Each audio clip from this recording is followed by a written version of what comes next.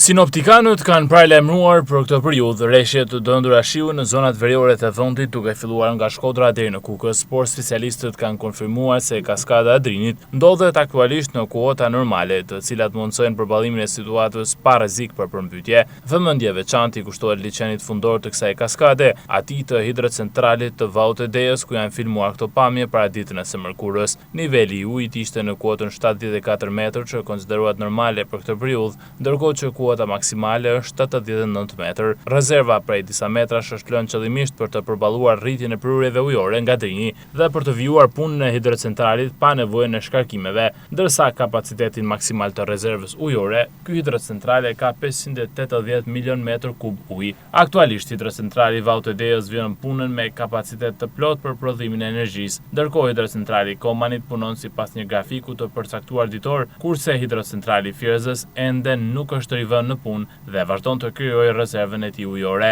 Në Fierzë dhe Koman prurjet ujore janë ende të ulta, megjithatë Komani përfiton nga prurjet anësore, kryesisht nga Valbona dhe Lumi i Shalës. Niveli maksimal i këtij hidrocentrali është 175 metër, me një kapacitet të rezervës ujore prej 500 milion metër kub ujë, ndërsa hidrocentrali Fierzës e ka nivelin maksimal prej 296 metër dhe një kapacitet rezerve ujore prej 2.7 miliard metër kub ujë. Sipas rreshjeve të pritshme gjatë kësaj periudhe, niveli i ulët i prurjeve gjatë këtij viti dhe kuotat aktuale të rezervave në Vaut e Deos, në Koman dhe në Fierzë nuk paraqesin rrezik për përmbytje.